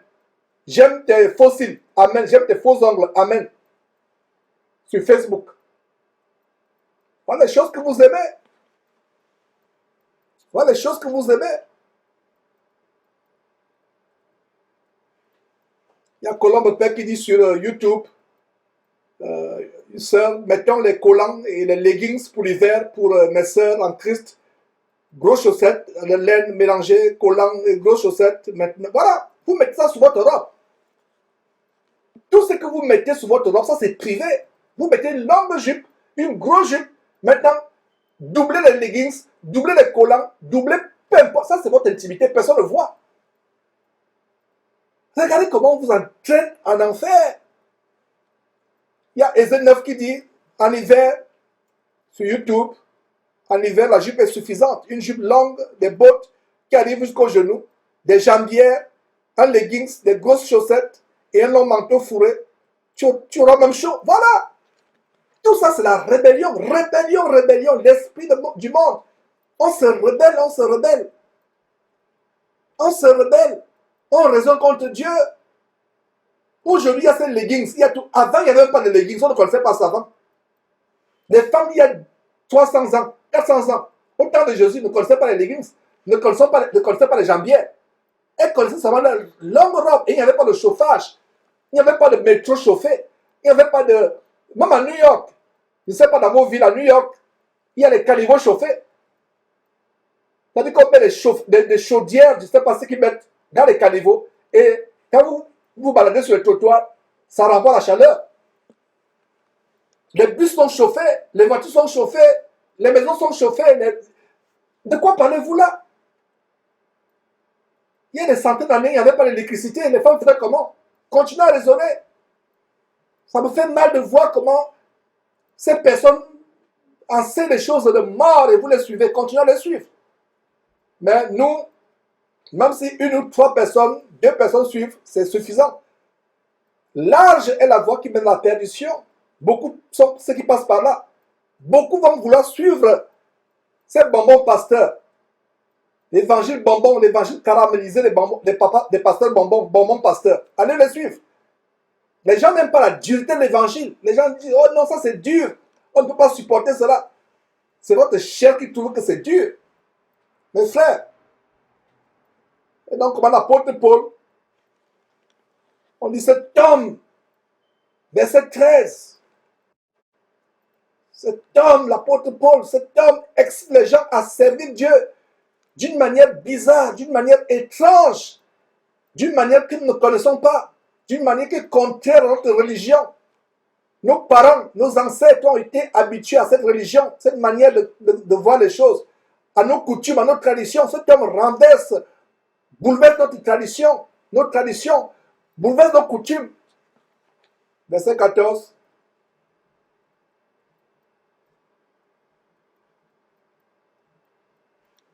Paul allait ouvrir la bouche lorsque Galion dit aux Juifs, s'il s'agissait de quelque injustice ou de quelque méchante action, je vous écouterai comme de raison, ô Juifs. Mais s'il s'agit de discussions sur une parole, sur des noms, sur votre loi, cela vous regarde. Je ne veux pas être juge de ces choses. Voilà un homme sage. Les frères de sœurs, les prostituées, les impies, les gens de mauvaise foi, nous dévancerons le royaume de Dieu. Voilà un proconsul, homme romain italien, qui est sage. Il dit, voilà, cet homme, vous l'accusez de quoi? Il n'a rien fait de mal. Il n'a rien fait d'injuste. S'il s'agissait de quelque injustice, de quelque crime qu'il aurait commis, ou quelque méchante action, je vous écouterai aux Juifs.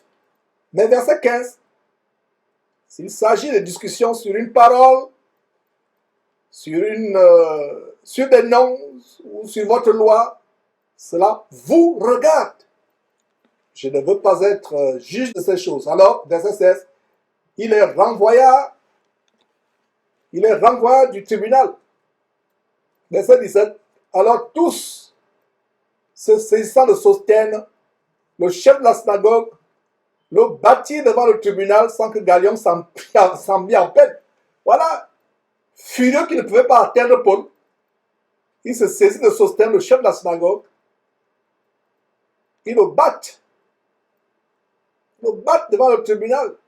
Et c'est même pas le problème de Galon. Voilà comment ce chef de la synagogue, Sostène, nouvellement converti, connaît sa première persécution. Et voilà, nous t'avons établi chef de la synagogue pour nous guider dans la loi de nos ancêtres. Mais toi, tu te convertis dans cette doctrine étrangère que l'apôtre Paul a annoncée. Alors viens ici, nous allons te battre. Il le bâtit devant le tribunal et Galion, ce n'était même pas son problème. Mes frères, nous allons prendre une pause et continuer dans quelques minutes.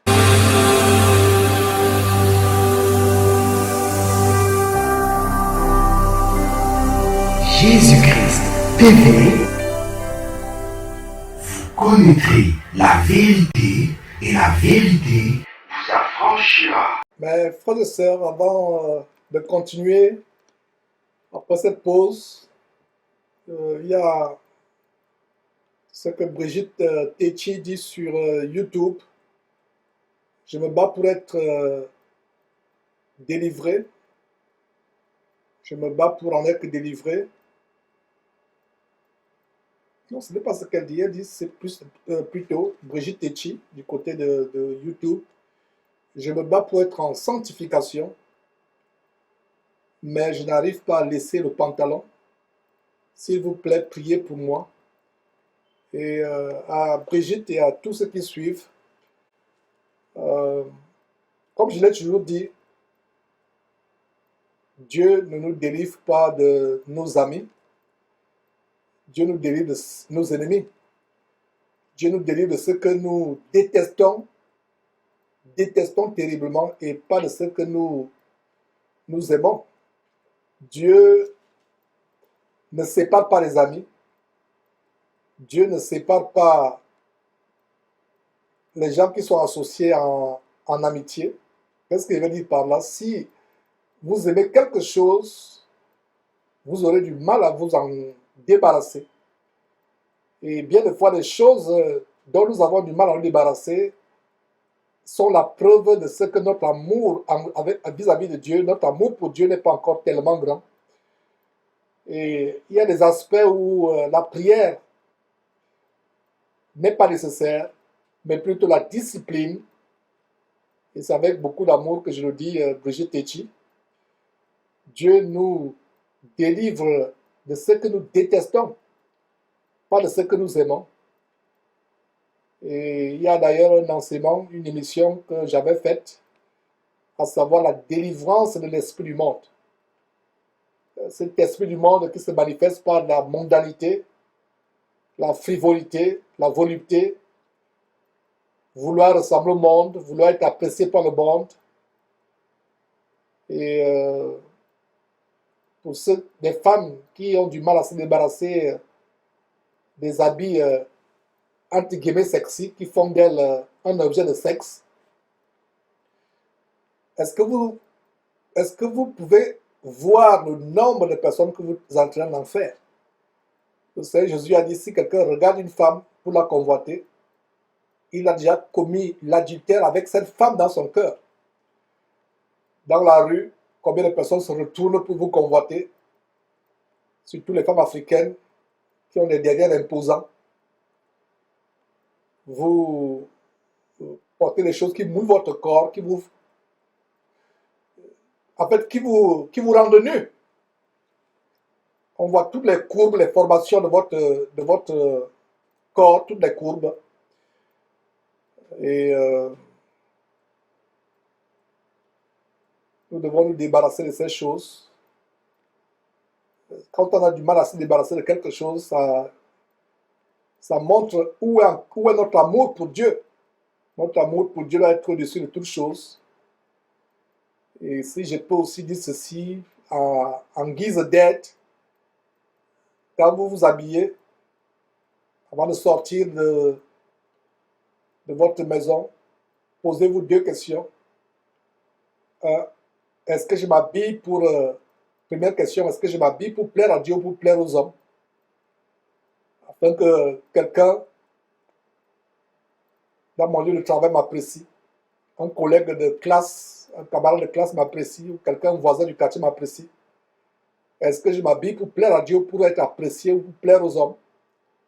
Première question à vous poser. Deuxième question, est-ce que Dieu approuverait l'habillement que je suis en train de mettre sur mon corps, ces produits que je mets sur mon visage, ces faux cheveux que je mets sur ma tête, cette perruque, ces faux ongles, ces faux cils? Est-ce que Dieu m'approuverait? Et posez-vous ces questions et que Dieu vous délivre, disons-nous, délivre de l'amour du monde, de l'amour du monde. Continuons avec notre étude approfondie, verset après verset du livre de Actes. Avant la pause, on a vu comment Sosthène, chef de la synagogue, vraiment converti, fut battu devant le tribunal quand le proconsul Galion s'était lavé les mains, avait fait comme son compatriote Pilate, Ponce Pilate l'avait fait il y a plusieurs années auparavant, la nuit, disons le jour où Jésus fut crucifié. C'était laver les mains. Et c'est la même chose que Galion fait ici. Et Sosthène, le chef de la synagogue, est battu publiquement. Alors au verset 18, Paul, malgré cette persécution, ces outrages, ces injures, ne quittait pas Corinthe. L'endurance d'un serviteur de Jésus-Christ, prêt à endurer la persécution, prêt à mourir même pour que l'évangile de Jésus-Christ atteigne le maximum de personnes. Donc Paul resta encore assez longtemps à Corinthe. Il resta à Corinthe. Ensuite, il prit congé des frères. Il s'embarqua pour la Syrie avec Priscille et Aquilas. Après s'être fait raser la tête à Sancré, car il avait fait un vœu. Donc Paul a fait un vœu, il s'est rasé la tête.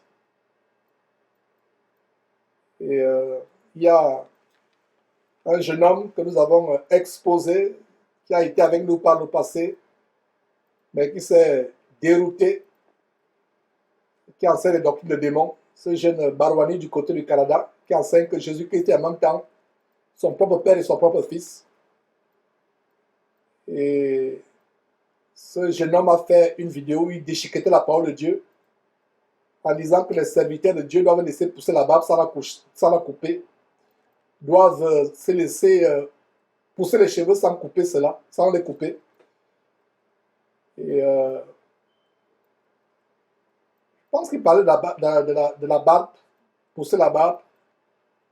Et d'ailleurs, lui-même, il a mis ça en pratique, se laisser pousser la barbe. Et quand je lis ce verset 18, nous voyons comment l'apôtre Paul s'est fait raser la tête, car il avait fait un vœu. Voilà comment les gens déchiquettent la parole de Dieu, prennent des versets à travers dans l'Ancien Testament pour soutenir leur égarement. Donc, il s'était fait raser la tête à Sancré. Donc, voilà un verset qui nous montre que l'apôtre Paul s'est fait raser la tête. Donc, ne suivez pas les gens qui vous disent que si vous rasez la tête, vous coupez la barbe, vous irez en enfer. Vous devez laisser pousser ces choses. Sinon, le Saint-Esprit, parlant par l'entremise de l'apôtre Paul à 1 Corinthiens chapitre 11, n'aurait pas dit que c'est une honte pour un homme d'avoir les longs cheveux. Donc, ces gens qui sont dans des sectes, dans des doctrines d'égarement, des doctrines de démons qui vous disent qu'il ne faut pas vous raser, soit la barbe, soit la tête, qui vous attachent à l'Ancien Testament. Voilà l'exemple de l'apôtre Paul qui avait fait un vœu et qui s'est rasé la tête. Bien évidemment, je vous m'en garde, ça ne veut dire pas que chaque fois que vous faites un vœu, vous devez vous raser la tête. Je prends cet exemple, j'insiste là-dessus pour dire tout simplement que Paul, en se rasant la tête, n'avait pas péché. D'ailleurs, le Saint-Esprit, je reprends le Saint-Esprit parlant par l'entremise de l'apôtre Paul à 1 Corinthiens chapitre 11, dit que c'est une honte pour un homme d'avoir les longs cheveux. Donc vous qui adorez ce démon qu'ils appellent Jésus de Nazareth, qui est sur les images, ce Jésus qui est dans les films, dans les dessins animés, avec les longs cheveux. C'est un démon qui usurpe le nom de Jésus que vous adorez. Au temps de Jésus, il n'y avait pas de caméra, des appareils de photographie. Jésus n'était pas un homme puissant selon ce monde pour avoir des sculptures, des peintres, pour lui faire des peintures. Donc, nous ne savons pas à quoi Jésus ressemblait. D'ailleurs, ce n'est pas important parce que le corps ressuscité de Jésus-Christ, le corps glorieux de Jésus-Christ, dans le ciel, n'a absolument rien à voir avec le corps imparfait que Jésus avait sur terre, qui a été exposé sur la croix, tué sur la croix. Donc voilà, Paul qui se rase la tête, il a fait un vœu. Donc ça ne veut dire pas que maintenant, nous aussi, chaque fois qu'on fait un vœu, on doit se raser la tête. C'était certainement selon son inspiration et selon sa relation avec Dieu. Donc, Paul s'est rasé la tête, il n'a pas péché. Alors si vous vous rasez la tête, vous ne péchez pas. Donc, c'est pour cela que la Bible dit qu'il n'y ait pas un grand nombre parmi vous qui se mettent à enseigner, parce que nous serons jugés très sévèrement. Alors, verset 19, ils arrivèrent à Éphèse, et Paul, il laissa ses compagnons. Voilà, donc il se sépare d'Aquilas, il se sépare de Priscille, ce merveilleux couple, Priscille et Aquilas. Et il arrive à Éphèse, il se sépare d'eux. Étant entré dans la synagogue, il s'entretint avec les Juifs. Voilà, toujours, même si plus haut, il avait secoué la poussière de ses pieds, il avait dit désormais c'est vers les Juifs, vers les païens qui va se tourner, c'est-à-dire les non-Juifs de naissance. Nous voyons le zèle, l'enthousiasme, le zèle qu'il a pour les gens de sa nation, pour les gens de sa race, de sa patrie, le zèle qu'il a, mes frères et sœurs. Donc, même à Éphèse, première chose qu'il fait, il entre dans la synagogue, il s'entretient avec eux. Et regardez comment ces Juifs reçoivent la parole de Dieu avec enthousiasme, avec passion. Ils ont tellement soif de la parole de Dieu qu'ils vont prier Paul de séjourner plus longtemps encore, de prolonger son séjour à Éphèse. Et le verset 21 commence par « Mais ». Certainement, il avait des choses contraires à faire aussi. Le Saint-Esprit ne lui avait pas donné le feu vert. Mais il n'y consentit point. Et il prit congé d'eux en disant « Il faut absolument que je célèbre la fête prochaine à Jérusalem. Je reviendrai vers vous si Dieu le veut. » Et il partit d'Éphèse. Et plus tard, vous pouvez lire cette épître merveilleuse que Paul a écrite aux Éphésiens, épître de Paul aux Éphésiens, qui contient d'extraordinaires révélations. Allez lire cette épître, plaise à Dieu, nous pourrons aussi l'étudier de manière approfondie, verset après verset. Verset 22, étant débarqué à Césarée, il monta à Jérusalem, et après avoir salué l'église, il descendit à Antioche. Voilà notre bon verset, mes frères et sœurs, que vous deviez utiliser pour montrer à quelqu'un que l'église n'est pas un bâtiment. Ces églises en bâtiment sont des églises mortes. L'église, c'est vous et moi. L'église, c'est les élus de Christ, c'est les hommes. Sinon, le Saint-Esprit n'aurait pas mentionné ici que Paul, après avoir salué l'église, pour vous qui pensez que l'église, c'est un bâtiment, comment on salue un bâtiment? Nous ne saluons pas un tas de ferraille, un tas de briques, un tas de parpaings ou de ciment. Nous saluons les hommes. Donc voilà notre bon verset que vous deviez utiliser pour convaincre, pour persuader un frère ou une sœur égarée que l'église, c'est des hommes. Chaque fois que vous voyez église dans la Bible, ce n'est pas une congrégation quelconque avec un nom, une dénomination avec un nom. Ce n'est pas un bâtiment quelconque avec une pancarte dedans, avec une croix abominable dessus. La croix étant l'instrument inventé par Satan pour tuer Jésus-Christ, et les gens continuent à les porter, soit comme boucle d'oreille, soit autour du cou, comme pendatif, soit au-dessus de ces maisons de démons qui s'appellent église. Donc, Paul salua l'église. Il ne salua pas un bâtiment. Il ne salua pas une dénomination. Il salua l'église. Et au retour de Jésus-Christ, ce sont Les élus, ce sont les églises à travers le monde, des élus véritables qui vont s'élever au ciel. Quand Jésus reviendra, ce ne sont pas les bâtiments, église telle, les bâtiments qui vont s'élever. Non, ce sont les élus de Dieu. L'église est humaine. L'église est vivante. C'est vous et moi, nous sommes l'église. Donc, comment vous dites, vous encore chrétiens, vous vous habillez dimanche pour aller à l'église, vous vous habillez pour dire que vous allez à l'église, alors que l'église, c'est vous. Comment vous, église, vous vous habillez pour aller encore à l'église? Ça n'a pas de sens. Et que devrais-je faire pour enlever de la tête de plusieurs soi-disant chrétiens aujourd'hui que l'église, ce n'est pas une dénomination, c'est-à-dire qu'une assemblée ayant un nom, que l'église n'est pas un bâtiment. L'église est humaine, c'est les hommes, c'est les chrétiens, elle est humaine et spirituelle. Donc voilà l'apôtre Paul qui, après avoir salué l'église à Césarée, à Jérusalem, pardon, il débarque à Césarée, il monte à Jérusalem, il salue l'église à Jérusalem et il descend à Antioche. Verset 23. Lorsqu'il eut passé quelque temps à Antioche, Paul se mit en route et parcourut successivement la Galatie et la Phrygie, fortifiant tous les disciples. Voilà le travail de Paul. Quel missionnaire était l'apôtre Paul? Ne faisant aucun cas de lui, prêchant la parole de Dieu, parcourant ces régions, la Galatie, la Phrygie, fortifiant les disciples, prêchant la parole de Dieu. Voilà ce que l'apôtre Paul faisait. Verset 24. Verset 24 nous donne l'histoire intéressante d'un jeune homme, enfin je vais dire d'un juif, excusez-moi, puisque son âge n'est pas donné, d'un juif plutôt, un juif nommé Apollos, verset 24, originaire d'Alexandrie. Alexandrie, c'est une région en Égypte, donc il était originellement égyptien, mais un juif qui était né à Alexandrie, donc un juif nommé Apollos, originaire d'Alexandrie, homme éloquent et versé dans les Écritures, vint à Éphèse. Donc il se rend à Éphèse parce que Paul avait quitté ce merveilleux couple Aquilas et Priscille, les avait laissés à Éphèse. Et voilà donc cet homme originaire d'Alexandrie qui se rend à Éphèse. Et la Bible le décrit, le Saint-Esprit le décrit comme étant un homme instruit dans la voie du Seigneur. Quel Seigneur? Le Seigneur Jésus-Christ. Il était fervent d'esprit. Et il l'annonçait et enseignait avec exactitude ce qui concerne Jésus, bien qu'il ne connût que le baptême de Jean. Qu'est-ce que nous apprenons? Quelles leçons tirées de l'histoire d'Apollos? Mes frères et sœurs, nous ne connaissons qu'en partie. Voilà, Apollos qui ne connaissait que le baptême de Jean. Vous pouvez être zélé avec ce que vous connaissez.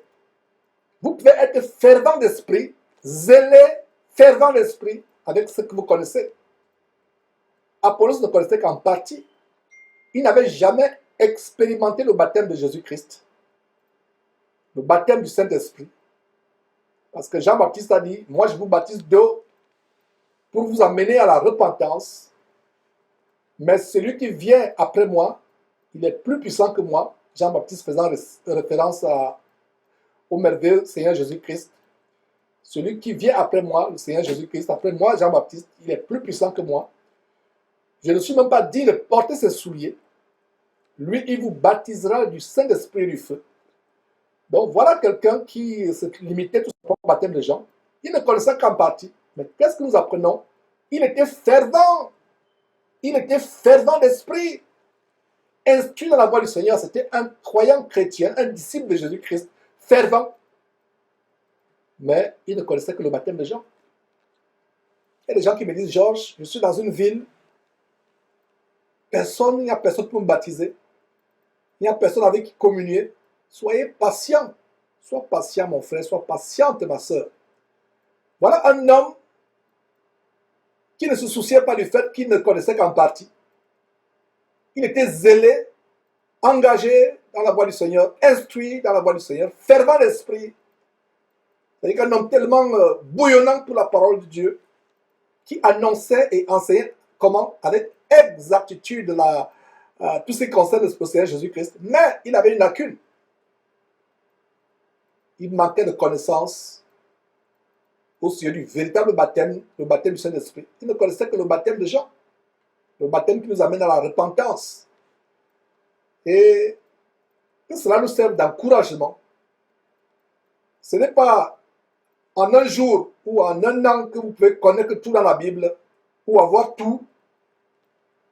La Bible dit tout don parfait et toute grâce excellente descend de Dieu. Donc Dieu, au temps convenable lui-même, vous comblera les dons dont vous avez besoin, vous comblera les habiletés dont vous avez besoin, vous comblera de certains enseignements dont vous avez besoin, de certaines révélations dont vous avez besoin. Et j'encourage les frères qui veulent s'engager dans le ministère d'imiter l'apôtre, d'imiter plutôt Apollos, ce jeune juif originaire d'Égypte, d'Alexandrie. Il ne connaissait qu'en partie. Pourquoi je dis jeune juif? Je dis juste simplement ce juif, il n'y a pas de précision. Nous devons exposer exactement ce que dit la parole de Dieu. Il n'était pas là, il n'est pas mentionné qu'il était jeune. Ça, c'est un lapsus, mes frères et sœurs. Donc, ce juif, cet homme juif, était bouillonnant, fervent d'esprit, bouillonnant, engagé. Il annonçait avec zèle, enseignait avec exactitude la bonne nouvelle du Seigneur Jésus-Christ. Mais il ne connaissait qu'en partie, il ne connaissait pas le baptême du Saint-Esprit, il ne connaissait que le baptême de Jean. Et le verset 26 nous dit qu'il s'est mis à parler librement dans la synagogue. Voilà.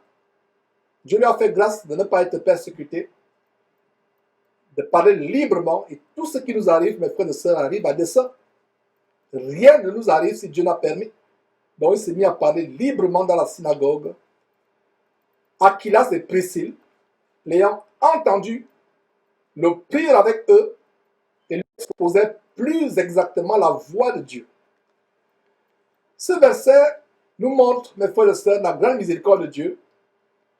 Quand Dieu voit que nous sommes zélés, nous sommes engagés, mais que nous avons des lacunes, par exemple, il y a des dons du Saint-Esprit que nous n'avons pas, il y a certaines révélations que nous manquons, Dieu va envoyer des personnes pour venir vous exposer la vérité, ou Dieu va vous conduire vers une chaîne qui peut vous enseigner l'exactitude de la parole de Dieu. J'ai reçu beaucoup de témoignages, comment des frères ou des sœurs disent que je suis tombé par hasard sur Jésus-Christ TV et mes yeux sont ouverts sur plusieurs choses. Et en passant, il n'y a pas de hasard avec Dieu. C'est Dieu qui vous a conduit, voyant l'engagement que vous avez. Il y a des gens qui m'écrivent, qui me critiquent, qui m'injurient.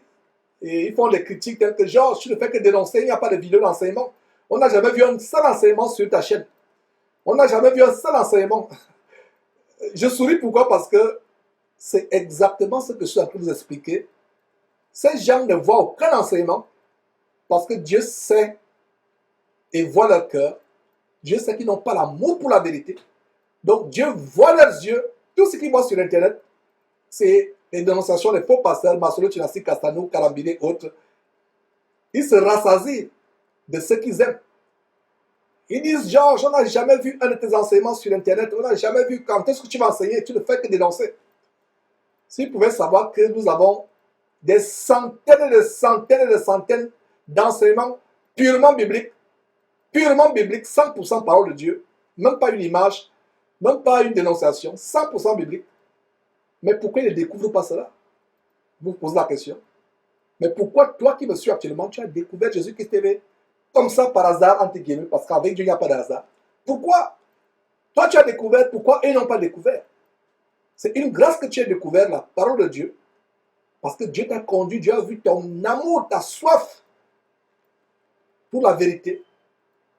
Le Seigneur Jésus dit en Jean chapitre 7, verset 37 à 39, que celui qui a soif, qui vient à moi et qui boive, vous avez soif du Saint-Esprit, Dieu vous étanchera votre soif. Vous avez soif et faim de la parole de Dieu, Dieu assouvira cette faim, étanchera cette soif, vous conduira vers les sources d'abreuvement où vous pourrez recevoir la parole pure, 100% pure, non édulcorée, non frelatée. Donc voilà, vous avez pu découvrir cette parole de Dieu facilement. Mais il y a des gens qui disent, Georges, je ne vois aucun enseignement biblique venant de toi. Donc tout ce qu'ils connaissent de Georges, c'est les critiques. Parce que quoi? Ils n'aiment pas la vérité. Ils n'aiment pas Dieu. Ils n'aiment pas le Fils de Dieu. Ils n'aiment pas entendre parler la parole de Dieu. Alors Dieu ferme leurs yeux, bloque la voie au point qu'ils ne découvrent pas Jésus-Christ aimé. Le Seigneur Jésus n'a-t-il pas dit ne donnez pas les choses saintes aux pauvres? Donc vous qui avez découvert cette chaîne, ou avez découvert un enseignement de toute autre chaîne qui donne droitement la parole de Dieu, ce n'est pas par hasard que vous l'avez fait, c'est Dieu qui vous y a conduit. Donc voilà comment Dieu ayant vu le zèle d'Apollos, l'engagement d'Apollos, comment il est bouillonnant, brûlant de ferveur pour annoncer l'évangile, Dieu se rend compte qu'il a des lacunes. Dieu envoie un couple. Verset 26, Priscille, qu'il a entendu. Et beaucoup de personnes utilisent le verset 26 pour justifier que la femme peut enseigner. Parce qu'ils disent que Aquilas et Priscille, son épouse, ont pris Apollos avec eux et lui exposaient, les deux lui exposaient plus exactement la voix de Dieu. La Bible ne se contredit pas. Dans 3 passages, 1 Timothée chapitre 2, Paul, inspiré par le Saint-Esprit, dit « Je ne permets pas à la femme d'enseigner ». 1 Corinthiens chapitre 14, Dieu dit que les femmes se taisent en assemblée. Même si c'est l'assemblée composée de 2 personnes, 3 personnes, qu'elles se taisent. Donc Priscille ne pouvait pas parler. Et si elle parlait, elle devait enfreindre ses commandements dans 1 Timothée chapitre 2, dans 1 Timothée chapitre 2, dans 1 Corinthiens chapitre 14, ou Apocalypse chapitre 2, verset 20, où Paul dénonce, où Jean reçoit l'ordre d'exposer, de dénoncer une église où on laisse la femme Jézabel, remplie d'esprit de Jézabel, l'enseigner et séduire les disciples. La compréhension exacte de ce que le Saint-Esprit révèle ici, c'est que ce couple était tellement engagé, Aquilas et Priscille était au service de son époux. Parce que vous voyez au verset 27, il le prit avec eux dans leur domicile. Certainement, Priscille devait s'occuper aux son intendance, faire à manger au frère Apollos, pour qu'il soit à l'aise. Et voilà. Priscille peut-être pouvait donner son témoignage, comment elle a rencontré le Seigneur Jésus, mais elle ne pouvait pas enseigner. Enseigner, c'est impossible. Verset 27. Et comme il voulait passer en Achaïe, les frères l'y encouragèrent et écrivirent aux disciples de le bien recevoir. Quand il fut arrivé, il se rendit par la grâce de Dieu très utile à ceux qui avaient cru. Ah, mes frères et sœurs, voilà comment Dieu agit. Dieu a vu qu'il y avait un besoin en Achaïe. Dieu a vu qu'il avait un serviteur, Apollos, qui était fervent, bouillonnant d'esprit, mais qui devait être instruit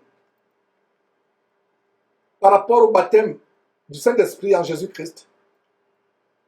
Paul n'étant pas disponible, Dieu suscite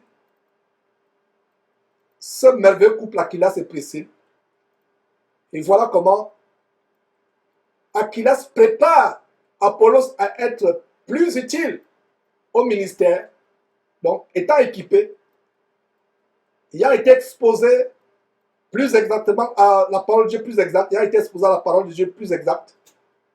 Le voilà, il sera donc utile, très utile. Regardez le verset 27. Quand il fut arrivé à Achaïe, il se rendit par la grâce de Dieu très utile à ceux qui avaient cru. Voilà la parole de Dieu merveilleuse. Voyez le plan de Dieu. Les gens du monde disent on ne peut pas être plus royaliste que le roi. Qu'est-ce que veut dire par là? Où vais-je vous amener? Mes frères et sœurs, soyez patients avec Dieu. Il y a des gens qui disent, mais Georges, tu dis qu'une femme ne doit pas enseigner. Si je suis dans une ville ou dans un village où il n'y a pas d'homme pour enseigner, comment ça va se passer? Voilà l'Achaïe qui avait besoin d'un enseignant fervent, bouillonnant. Voilà comment Dieu, dans ses plans, a localisé Apollos. Et rappelez-vous de ce verset qui dit que Dieu, les yeux de Dieu se baladent sur toute la terre pour voir s'il y a quelqu'un qui est agréable, qui le craint. Donc voilà comment Dieu localise Apollos et pourvoit aux lacunes d'Apollos, à ce qu'Apollos n'avait pas comme révélation. Envoie dans ce merveilleux couple. Aquilas va exposer la parole. Il sera plus exactement instruit dans l'exactitude de la parole de Dieu. Et le voilà maintenant qui se rend utile à l'Achaïe. Une femme ne s'est pas levée en l'absence des hommes pour enseigner à l'Achaïe, pour dire que je vais enseigner. Laissez Dieu agir, soyez patient. Ne vous mettez pas à la place de Dieu. Regardez, Uza qui a été frappé de mort, il pensait bien faire. L'arche de Dieu, qui était la figure préfigurative, la figure anticipative de l'église que vous et moi nous formons aujourd'hui, l'arche était sur le point de s'écrouler à quelques centimètres du sol. Uza se précipite pour soutenir l'arche. Il est frappé de mort sur le champ. Une manière pour Dieu de lui dire, tu penses que moi, Dieu, je ne suis pas assez puissant pour relever une arche, même si elle est à 2 mm du sol, de toucher le sol, de s'écouler sur la terre. Une manière de lui dire, ne m'aidez pas, n'aidez pas Dieu. Quand Dieu interdit quelque chose, ne raisonnez pas en voulant dire que, oh Seigneur Dieu, tu vois, il n'y a pas d'homme dans cette région, dans ce village pour enseigner, alors je vais enseigner. Vous allez vous rebeller, être frappé de mort comme cette femme dont je vous ai parlé, qui s'est risquée à aller à un carrefour, seule, prêcher la parole de Dieu. Des badauds l'ont lapidée avec des pierres et elle est morte sur le champ. Et cette femme va se retrouver où? Après sa mort, direction enfer. Elle pensait bien faire, n'est-ce pas? Donc faites attention avec ces chaînes qui pullulent sur YouTube, ces femmes remplies de l'esprit d'Isabelle, remplies de rébellion, qui vont prendre au secours ces faux pasteurs pour venir justifier que la femme doit mettre le pantalon ou les bijoux, ou se décaper la peau, ou faire n'importe quoi, ou enseigner, ou être pasteur. Méfiez-vous de ces choses. Donc voyez comment le verset 27 nous montre les plans de Dieu. Le verset 27 nous révèle la raison pour laquelle Dieu a fait que Aquilas et Priscille, son épouse, rencontrent Apollos. Dieu a détecté, a vu Apollos, a localisé Apollos, un jeune homme, excusez-moi encore mes frères, un juif, pas un jeune homme, un juif, un juif engagé, bouillonnant, fervent d'esprit. Dieu a envoyé ce couple et le verset 27 nous montre la raison pour laquelle cela s'est passé, afin qu'ils se rendent non pas utiles, mais très utiles aux croyants d'Achaïe qui avaient cru. Verset 28. Et il réfutait vivement les Juifs en public, démontrant par les Écritures que Jésus est le Christ. Ouais, un homme éloquent. Voilà comment nous pouvons utiliser nos habiletés humaines, nos attitudes, nos habiletés au service de Dieu. Il est dit que cet homme au verset 26 était très éloquent. Donc voilà comment au verset 28, il réfutait vivement les Juifs en public, démontrant par les Écritures que Jésus est le Christ. Donc mes frères, c'est par là on va suspendre aujourd'hui et plaise à Dieu. Nous allons continuer, plaise à Dieu, et je crois samedi prochain, le 14, plaise à Dieu, si je suis en vie ou si le Seigneur Jésus-Christ ne revient pas que temps, nous allons continuer avec le verset, le chapitre 19, voyez, petit à petit, nous allons vers la fin du livre de l'étude approfondie de Actes des Apôtres. Et si c'est la volonté de Dieu aussi, nous aurons une émission spéciale sur l'abominable fête de Noël. Ce sera un long marathon de plusieurs heures, une émission participative, de témoignages, de comment certains frères et sœurs sont débarrassés de ces fêtes mondaines, diaboliques. On va voir les origines. Ce sera une émission de témoignages.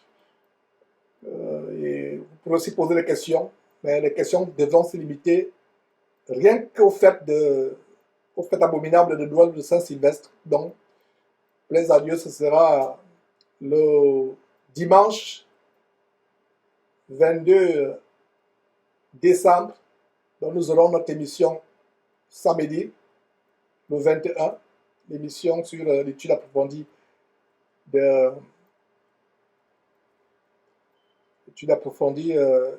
Actes. Et le dimanche, l'émission spéciale, l'émission spéciale sur l'origine abominable des fêtes telles que Noël, Saint-Sylvestre. Donc ce sera un week-end assez chargé, 21 et 22, samedi 21 décembre, Actes des Apôtres, on continue l'étude approfondie. Et le dimanche, le lendemain, dimanche 22 décembre, dans quelques semaines, cette émission marathon de plusieurs heures.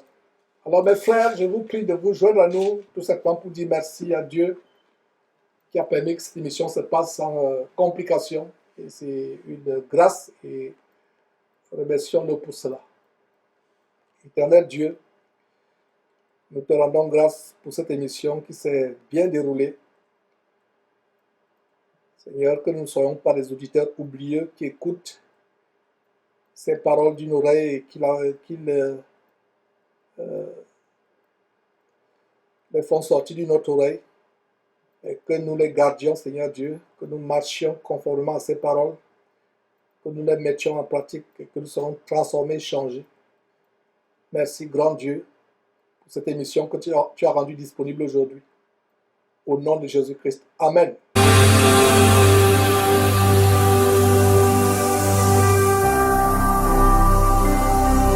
Jésus-Christ TV, vous connaîtrez la vérité et la vérité vous affranchira.